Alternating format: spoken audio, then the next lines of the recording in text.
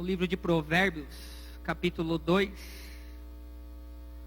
Nós vamos ler do versículo 1 a 9. Provérbios 2, do 1 ao 9. Tema que nós vamos meditar hoje: prioridades. Repita comigo: prioridades. E de introdução, eu começo te fazendo uma pergunta. Na sua vida diária, no seu namoro, para aqueles que namoram, na sua vida na faculdade, na sua vida diária ou de final de semana na igreja, na sua vida em geral, eu quero fazer essa pergunta para vocês. Qual é a tua prioridade? Qual é a tua prioridade? Nós vamos meditar um pouco sobre o tema prioridades. E a minha oração é que a nossa prioridade seja, em primeiro lugar, o reino de Deus e a sua justiça. Amém? Provérbios capítulo 2, eu não vou me demorar, porque eu estou louco para comer um brigadeiro, um quibe de forno e ter uma soda geladaça lá atrás, um Guaraná Antártica gelado. Eu estou louco para tomar, então eu não vou me demorar, porque meu estômago também já está falando em mistério.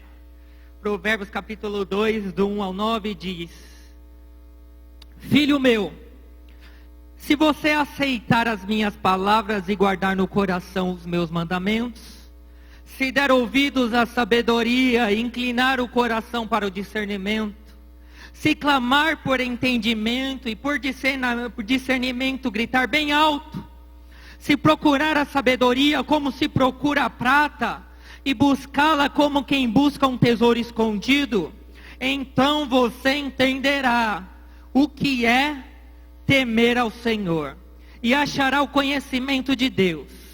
Pois o Senhor é quem dá a sabedoria. Quantos querem sabedoria aqui? Dá um glória a Deus. Da sua boca procede o conhecimento e o discernimento. Ele reserva a sensatez para o justo.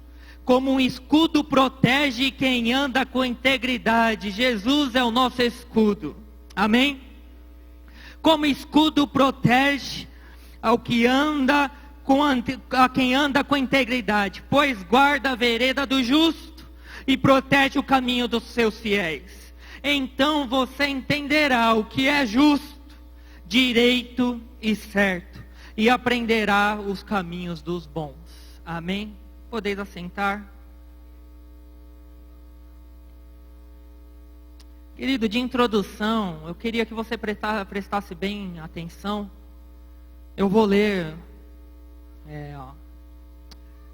um trecho de um livro que tem como tema Vivendo Provérbios, Sabedoria Divina para os Desafios da Vida Moderna, autor Charles Swindoll.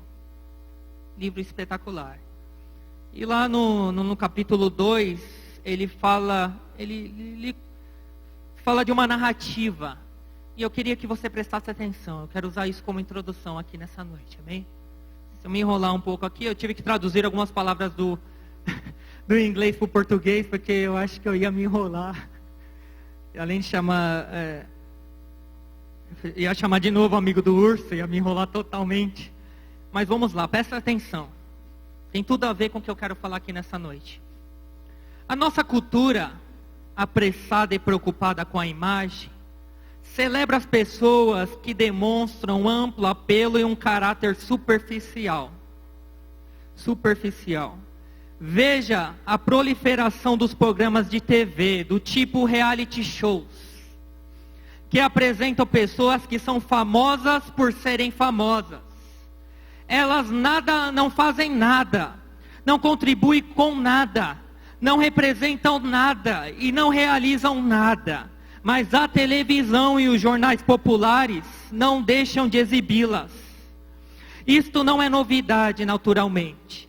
Cada geração tem uma grande produção de construtores superficiais de imagem. No meio deles, no entanto, como carvalhos entre arbustos raquíticos, homens e mulheres de dignidade se erguem acima dos demais, rejeitando a superficialidade em favor da profundidade. E a minha pergunta aqui nessa noite é: qual é a sua prioridade? Ter uma vida superficial ou uma vida de profundidade? Eles rejeitam o amplo apelo e, em vez disso, preferem ser transparentes e autênticos. Em vez de tomar um caminho amplo, porém superficial pela vida, eles se concentram no que consideram importante, de impacto profundo e duradouro.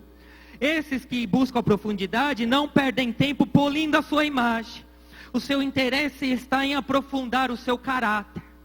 Vocês estão entendendo até agora? Aí ele vai dar um exemplo de 2 autores americanos. Compare, por exemplo, as carreiras de 2 escritores norte-americanos, grandes amigos, colegas de escola e vizinhos, quando crianças. A mulher se chama Harper Lee e o autor, o homem, Truman Capote. Acho que alguém já ouviu falar dele, um autor americano. Ela, Harper Lee, e ele, Truman Capote. 2 amigos, quando crianças, cresceram juntos. Capote era uma criança solitária, excêntrica, com um dom natural para a escrita. Depois que seus pais se divorciaram, quando ele tinha 4 anos de idade, foi morar com parentes no Alabama. Enquanto as outras crianças brincavam, ele se dedicava à sua obsessão com palavras gramática, narrativas e história. O menino, notoriamente bobo e vaidoso, e a menina se tornaram grandes amigos, compartilhando um grande amor pela escrita e pela literatura. Os 2 tinham esse amor pela escrita e pela literatura. Aos 12 anos, Capote, ele voltou para Nova York para morar com a sua mãe e seu padrasto. Nos seus anos de ensino médio, trabalhou como mensageiro no departamento de arte de New York e continuou a aperfeiçoar seu dom. Pouco depois de se formar, ele concluiu vários contos que foram premiados e publicou seu primeiro livro, que chama Outros Cômodos, Outras Vozes. Embora o livro tenha passado 9 semanas na lista de livros mais vendidos do jornal New York Times, foi o seu retrato controverso na capa que o catapultou para a fama. Ele conquistou o fascínio do público, que ele sempre havia cobiçado. Em outras palavras, o que ele queria como escritor era ser um escritor famoso.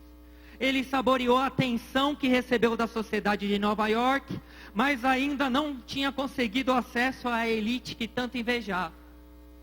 Em 1959, ele pediu à amiga de infância, ele pediu a Lee, eles se encontraram de novo, que ela o ajudasse com a pesquisa para o seu livro, A Sangue Frio. Alguns anos antes, ela havia se mudado para Nova York também, para se tornar escritora. Mas com o passar do tempo, ela se sustentou como funcionária de uma empresa de aviação, até que seus amigos lhe deram um presente inestimável. No Natal, ela abriu um bilhete que dizia: você pode ficar um ano inteiro sem trabalhar para escrever o que você quiser. Feliz Natal. Os amigos da aviação deram para ela. Eles a sustentaram financeiramente todo o ano de 1958, permitindo que ela concluísse o seu primeiro rascunho, que tinha como tema Matar a Esperança. No decorrer do ano seguinte, ela aperfeiçoou o seu manuscrito, concluindo em 1959. Quando ela concluiu, foi para a prensa. Ela ajudou o seu amigo Capote na pesquisa para o livro dele também. Em 1960, o livro dela, de Lee, estreou e se tornou um clássico imediatamente. E ganhou praticamente todas as honras literárias existentes, incluindo o prêmio Pulitzer. O mais importante, no entanto, é que o livro dela se tornou a obra literária mais influente no movimento em prol aos direitos dos negros. Desde a obra de R. Beecher, Chama do Pai Tomás, mas em vez de buscar a glória para si mesmo, ela se retirou da vida pública e concedeu sua última entrevista em 1964. Olha que interessante. Quando lhe perguntaram para ela se escreveria outro livro, ela declarou: eu disse tudo o que queria dizer e não direi novamente. Enquanto um buscava a fama, ela escreveu apenas um livro por um ideal. E continua, já estou terminando. Capote, por outro lado, chegou à estratosfera da fama com o seu livro Sangue Frio. Finalmente ele alcançou seu objetivo, que não era tanto criar uma obra literária definitiva, mas ser celebrado e endeusado como um grande autor. Nos anos de 1970 e 1980, praticamente todas as pessoas da América do Norte não apenas conheciam o nome Truman Capote, como reconheciam a imagem exibicionista de um autor que não havia escrito nada digno de nota desde 1966. Enquanto isso, as bebidas alcoólicas, as drogas e a celebridade consumiam o homem em que Norman Mailer havia se referido como o mais perfeito autor da minha geração. No final das contas, no entanto, Gore Vidal, rival de Capote, que era um autor que o invejava, durante toda a vida chamou a morte de Capote de um bom progresso na carreira. Dois autores de dotes incomuns e duas abordagens completamente diferentes à escrita. Ela escreveu uma história que mudou o mundo por si só e decidiu evitar o louvor público. Ele escreveu buscando a fama. E para encerrar, curiosamente, o livro dela, Matar a Esperança, que ela lutou por um ideal em favor dos negros, ainda é uma leitura exigida na maioria das escolas dos Estados Unidos da América.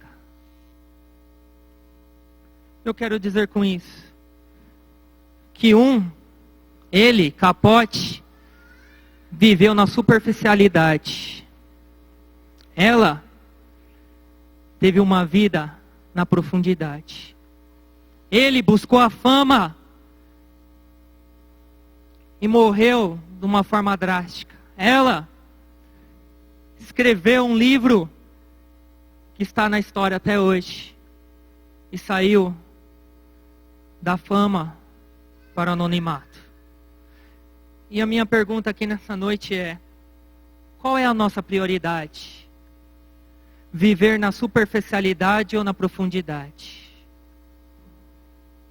O texto que nós lemos de Provérbios, quando nós olhamos o sábio Salomão, ele nos fala pelo menos sobre 4 aspectos da disciplina para vivermos uma vida além da superficialidade.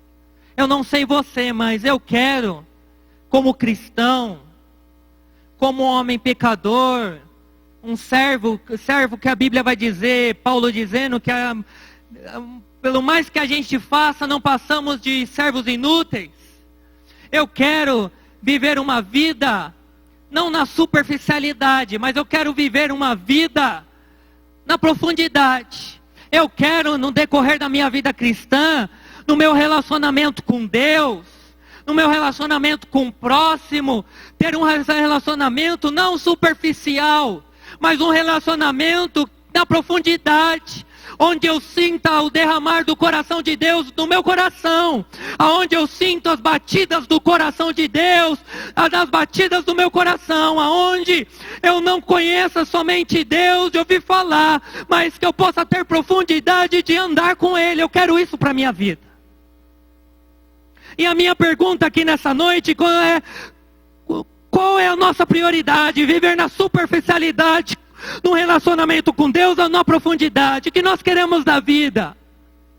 Fama, que vai passar o tempo e as pessoas vão esquecer? Ou nós queremos marcar a história, ainda que seja com um ato, que as pessoas vão olhar, os seus filhos vão olhar, seus amigos vão olhar, a igreja vai olhar e vai dizer verdadeiramente, ali está um jovem, um homem, uma mulher de Deus. Qual é a nossa prioridade?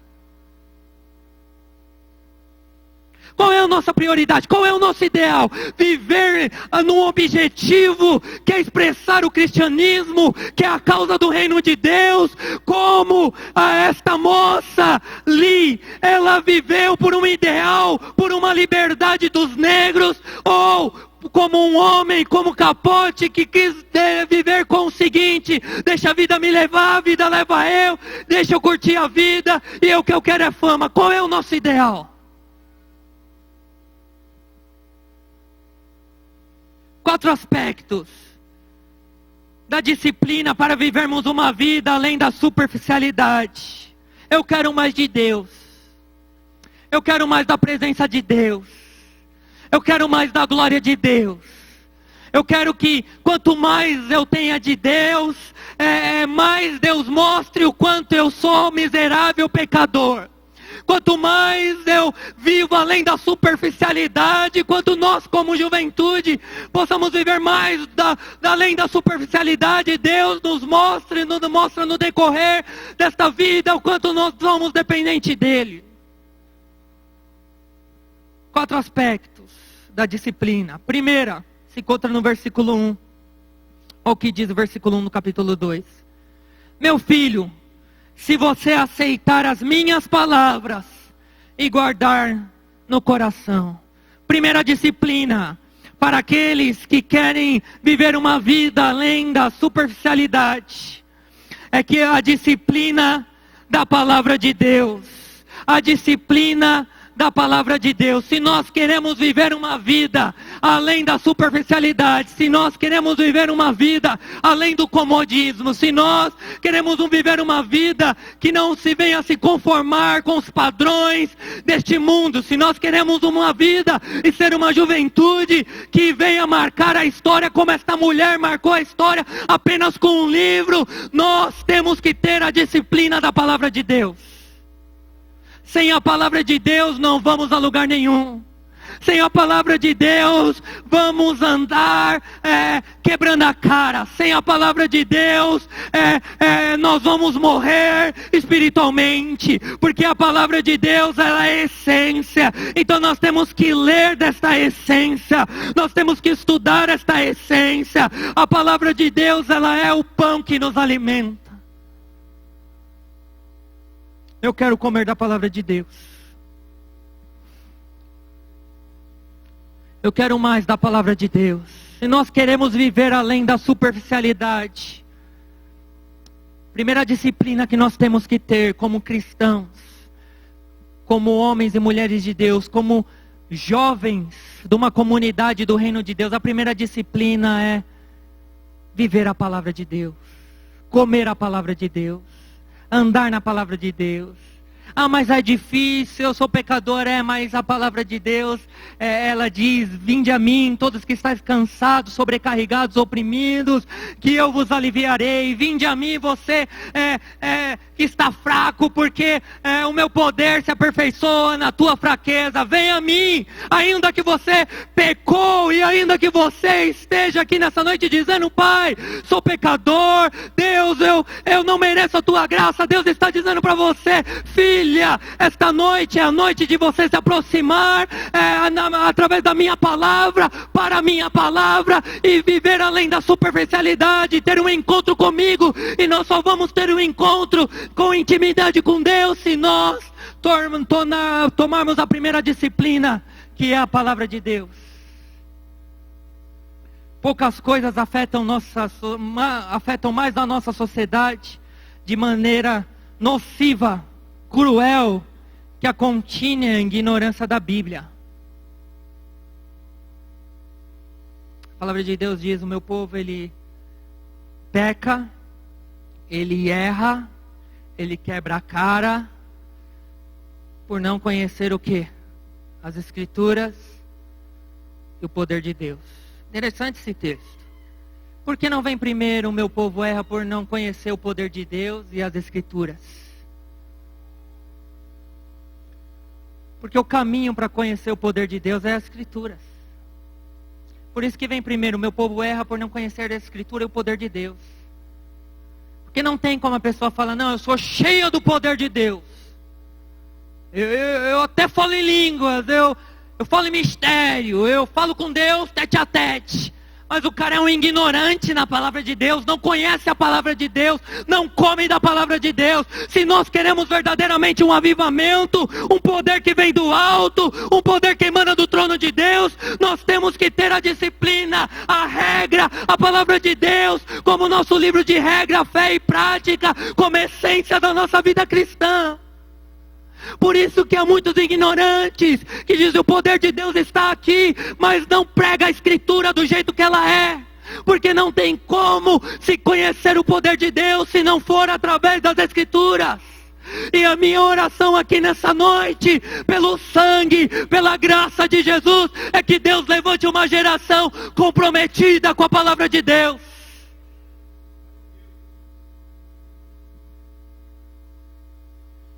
Precisamos urgentemente de uma volta para as Escrituras.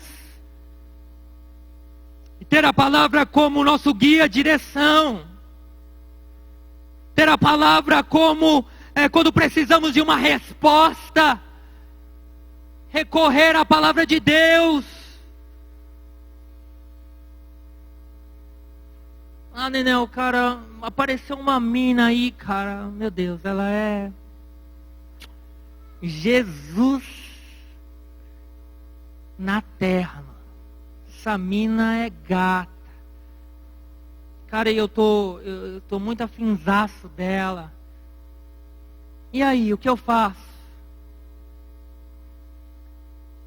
Só que tem o seguinte, né? A mina é... Sabe como que é, né? Não quer saber de Jesus. Assim... E aí, Nenel, será que é de Deus? O cara pergunta, será que é de Deus ainda? A minha resposta é, cara, lê a Bíblia. A Bíblia vai te dar a resposta. Nenel, eu preciso de uma direção, cara. Eu não sei o que eu faço. Abre a palavra de Deus. A palavra de Deus, ela fala. Melhor do que um homem é a palavra de Deus. A palavra de Deus, ela é a bússola. A palavra de Deus, ela é o norte. A palavra de Deus, ela é a direção. A palavra de Deus, ela é a mesma ontem, hoje e eternamente. Esta palavra não mudou. Os homens distorcem ela, mas ela continua fiel, ela continua falando. Se nós queremos viver além da superficialidade, além desse cristianismo que é propagado na televisão, que vem, que Deus vai te abençoar, Ele vem te abençoar assim, vem, que Deus é um Deus só de vitória, vem, faz um voto com Deus, esse cristianismo que promete, mas não está baseado na palavra. Se você quer viver além disso, tenha compromisso com a palavra.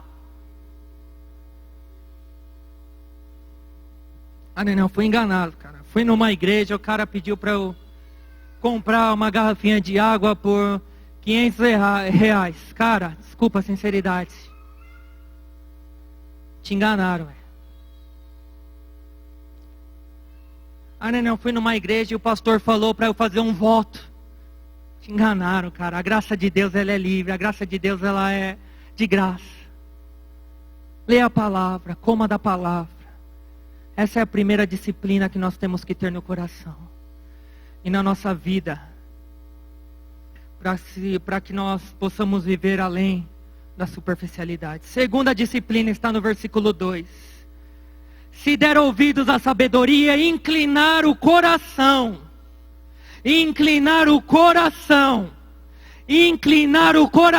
para o discernimento. Primeira disciplina, a disciplina da palavra de Deus. Segunda, a disciplina do coração.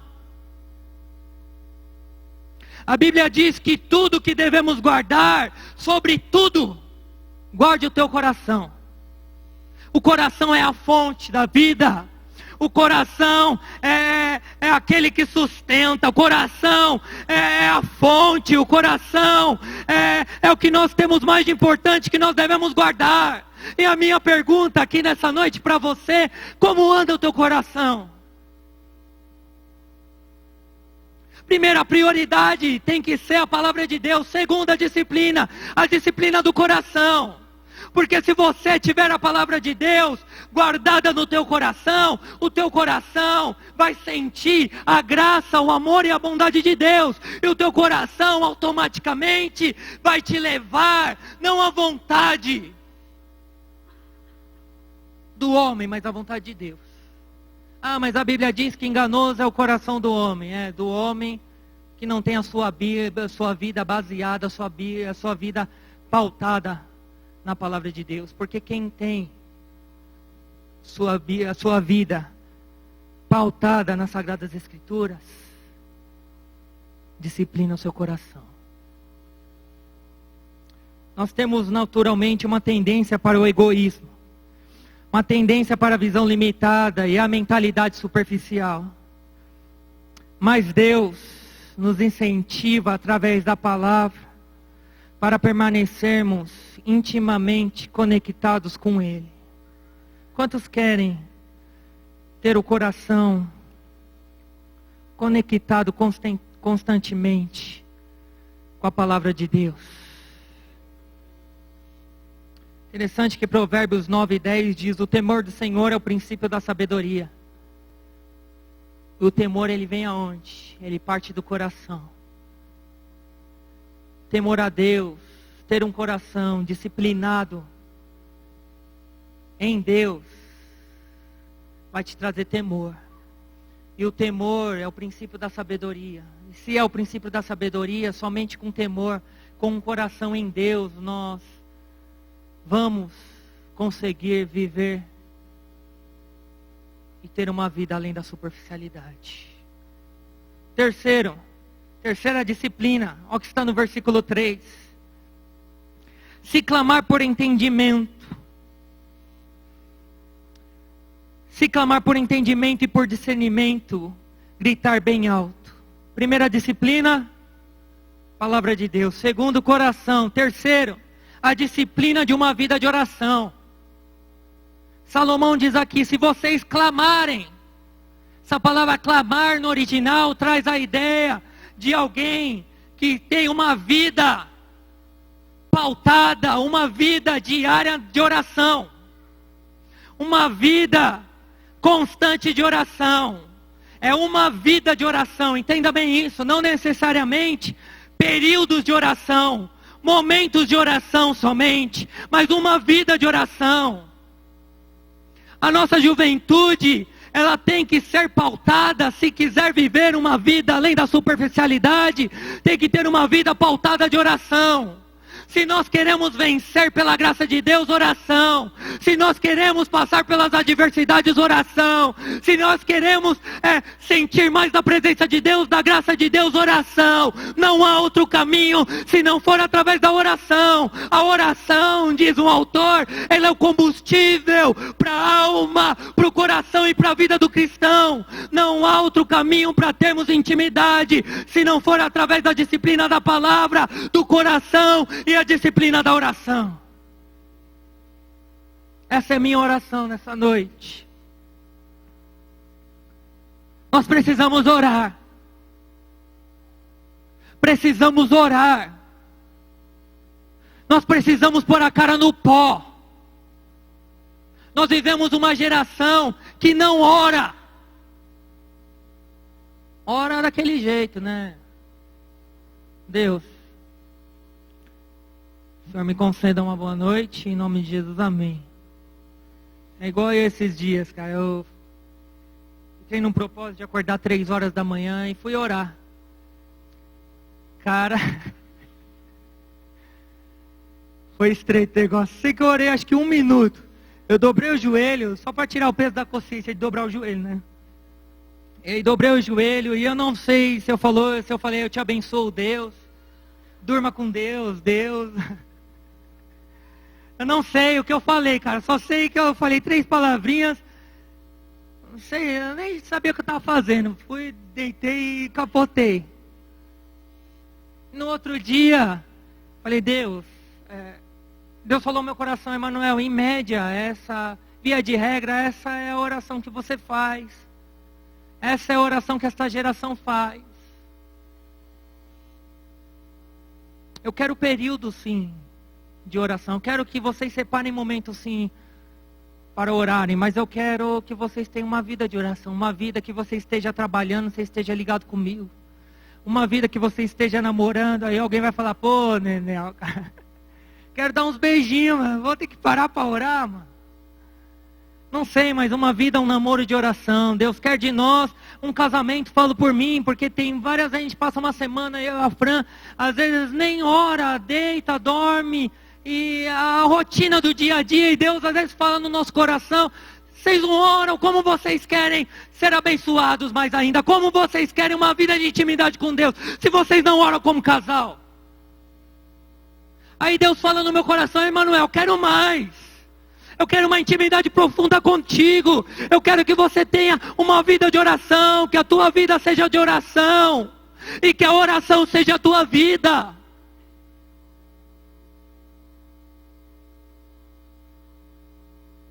Hoje em dia, a oração é uma das disciplinas mais ignoradas e negligenciadas na vida cristã. Possamos ter uma vida constante de oração, porque somente assim teremos uma vida além da superficialidade. E quarta e última disciplina.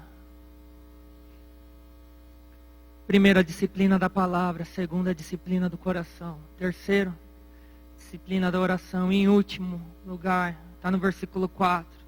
Se procurar a sabedoria como se procura a prata, e buscá-la como quem busca um tesouro escondido. Quarto, a disciplina de uma busca constante. O texto fala de sabedoria, que remete também à palavra esforço, para buscarmos a presença de Deus e seus propósitos constantemente. Nós devemos buscar a Deus como alguém que busca desesperadamente por um tesouro escondido. Buscar a Deus é cultivar um desejo pela sabedoria divina. Algo que começa na decisão de se fazer disso a sua prioridade. Nós queremos buscar mais de Deus, nós queremos mais de Deus, mas nós não fazemos isso a nossa prioridade. É aquilo que Jesus diz em Mateus 6,21, onde estiver o teu tesouro, ali também estará o teu coração. Essa é a ideia. Nesse versículo, quando Jesus diz, aonde está o teu tesouro, ali está o teu coração, Jesus está dizendo o seguinte, cara,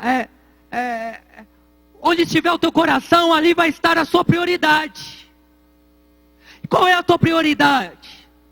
Viver na superficialidade ou viver na profundidade? Viver no raso ou viver na profundidade? Ter um relacionamento com Deus religioso que bate cartão na igreja, ou ter uma vida de um cristianismo verdadeiro? Ser uma pessoa que venha nos cultos, levanta a mão, canta, sente um arrepio, mas vai para casa, fecha a palavra de Deus durante a semana, ou tem uma vida que emana de uma vida do reino de Deus, da sua justiça, dos padrões do cristianismo verdadeiro, dos padrões bíblicos, da onde emana a sua vontade, o seu querer, baseado na palavra de Deus. Qual é a nossa prioridade?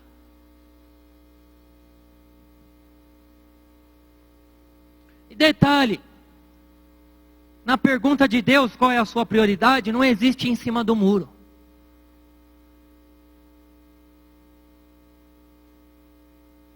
Não, a minha prioridade, cara, ir na igreja no domingo, dar uns glória, na segunda eu venho, mas no sabadão, cara, confesso que a minha prioridade, meu coração, está no funk. Meu coração, cara, está lugar que eu sei que desagrada a Deus, cara, mas assim, eu consigo levar essa vida, eu sinto Deus, cara. Mas essa pergunta de Deus, qual é a sua prioridade, não existe em cima do muro.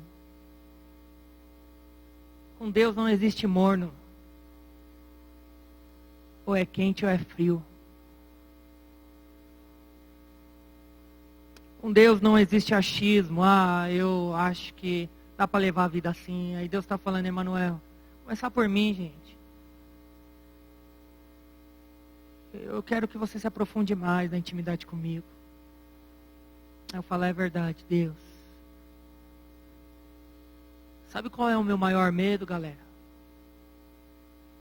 Meu maior medo é viver uma vida na superficialidade. Meu maior medo é passar minha vida toda dentro de uma igreja sem ter feito a diferença na vida de alguém. Sabe qual é o meu maior medo? É viver uma vida superficial, uma vida de igreja. E não se atentar para a necessidade do pobre. Sabe qual é o meu maior medo? É viver uma vida dentro da igreja, pregar o evangelho. Vidas virem para Jesus, glória a Deus por isso, porque é pela graça, Deus usa quem Ele quer. Ele usa até uma mula, se Ele quiser. Vai dizer eu. E vidas se converterem. E eu só achar que o mover de Deus está nisso. E às vezes o mover de Deus está querendo ser manifesto lá fora. Deus tem cobrado muito de mim isso. Desculpa a sinceridade, irmãos. É importante vir para a igreja? Com certeza é. Comunhão com os irmãos. É muita bênção quando vidas se convertem, glória a Deus por isso. Mas esses dias eu tive uma crise. Acho que todo pregador tem essa crise. A crise do medo de viver uma vida na superficialidade. A crise de viver uma vida no raso. Sabe, Emerson, a crise de viver uma vida dentro da igreja. E aí Deus falou, filho, cadê aquele senso de justiça? Eu quero você derramar no teu coração um senso de justiça e igualdade. Manuel, quantas vezes você passou por um morador de rua e você nem fingiu que viu? Você fingiu que viu, não viu. Quantas vezes veio uma pessoa falar com você num ponto de ônibus e você teve a oportunidade de falar do meu amor, aí você põe um fone de ouvido, dá aquela disfarçada, e tem alguém batendo na porta. E aí quando alguém bate na porta, você fala para o Davi, não abre, cara, deixa o lugar do lado de fora. Quantas vezes, estou sendo sincero aqui, já estou encerrando. Esse é o meu maior medo. Medo de viver uma vida de um pregador da palavra que não faça diferença. O meu maior desejo é que eu termine a minha vida. Aí alguém vai falar, ô Nenê, você está querendo morrer logo? Estou dizendo isso, que eu termine a minha vida um dia e os meus filhos, a minha esposa, se eu morrer primeiro, olhem para o caixão e digam, foi um homem de Deus. Não teve fama. Não foi como Capote que escreveu vários livros e no final da vida, por conta da bebida, da arrogância, da soberba e pela fama, morreu como mais um. Mas sim, que eles possam olhar para mim e dizer, o meu pai foi um homem de Deus. Deixou exemplos. Minha família, meus irmãos, possam olhar e possam dizer, o Emanuel verdadeiramente foi um homem que, igual ali, escreveu apenas um livro. Teve só uma folha de um livro, Mate, na história da vida dele, mas essa folha fez a diferença. É isso. Tá, Deus. Chegou o quibe de forno. É isso, galera. Tinha mais coisas para falar, mas eu não vou falar não. Fique com essas 4 disciplinas. Disciplina da palavra, a disciplina do coração, a disciplina da oração e a disciplina da busca.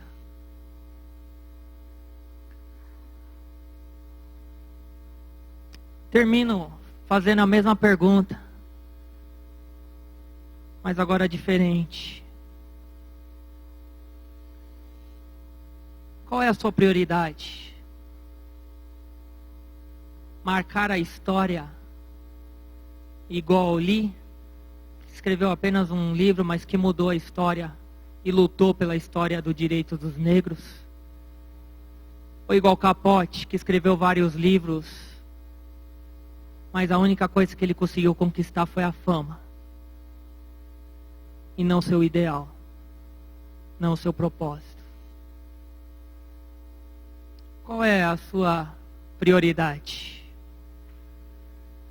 Coloque-se de pé, quero orar.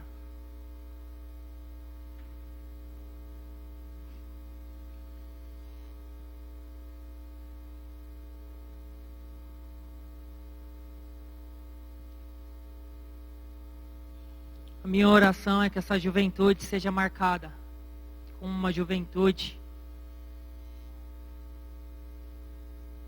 que passe nessa geração, porque se Jesus não voltar, nós vamos ficar. E vai passar, a gente vai passar e vai vir outra geração, outras gerações. Mas se isso acontecer, que a nossa juventude seja uma juventude marcada pela uma juventude que manifestou o reino de Deus aqui na terra. É isso que eu quero, é isso que é a minha oração. Que você como mãe, pai, filho, filha, você como irmão, irmã de sangue ou em Cristo, você como amigo, você, aonde você for, que as pessoas possam olhar para você, possam dizer o seguinte: ali vai uma pessoa que não leva a vida na superficialidade. Essa pessoa tem profundidade, essa pessoa tem intimidade com Deus. É isso. Esse é o nosso maior legado, Davi, que nós possamos deixar para outras gerações. Não somente um legado de pessoas que foram para o acampamento, viram a glória de Deus, frequentaram o culto de jovens, viram a glória de Deus, mas uma geração que foi para a rua e manifestou a glória de Deus. Foi para a rua e no mundo de desigualdade, de justiça, manifestou a justiça, a igualdade e manifestou Jesus. Eu vou abrir algo aqui com vocês antes de nós orarmos. Deus falou fortemente no meu coração. Pode parecer uma coisa de louco, e eu compartilhei com o Guimel, com a minha esposa e com mais algumas pessoas. Deus tocou no meu coração, pode parecer uma coisa de louco. Talvez você fale, esse cara é louco. Esse cara aí, só a graça. Mas Deus falou fortemente no meu coração, disse: Emanuel, sabe onde eu quero que você ore? Eu falei, não, eu estou ouvindo a voz, não é a voz de Deus. Sabe a praça da Bíblia ali, Emanuel? Sabe durante o dia? Sei, Deus. Você vai dobrar o joelho lá. Tá, Deus, eu vou. Até agora eu estou teimando de ir, mas eu vou. Pode parecer uma coisa de louco, mas eu quero mudar, através da presença de Deus na minha vida, essa geração. Pode muita gente passar e zombar, falar, lá vai um retardado ali, dobrado de joelho, cara louco. O cara não deve bater bem da ideia, mas eu quero dobrar e eu vou dobrar lá. E eu vou clamar por São Caetano, e eu sei que Jesus vai salvar vidas, jovens, e jovens vão se libertar das drogas, dos vícios, da prostituição.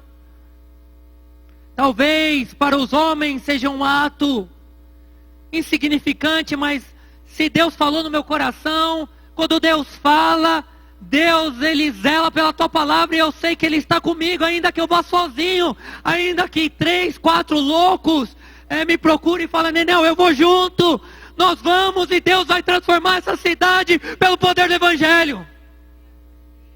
Eu creio no poder de Deus, eu creio no poder da oração, eu creio no poder da palavra, eu creio no mesmo poder que homens na história da Inglaterra, 5 homens, John Wesley juntou 4, 5 amigos, foram pregar o Evangelho, saíram pelas ruas e uma nação inteira se converteu. Eu creio nesse Jesus que pode operar isso em São Caetano do Sul através de 4, 5, 10 loucos da Igreja Evangélica Canaã.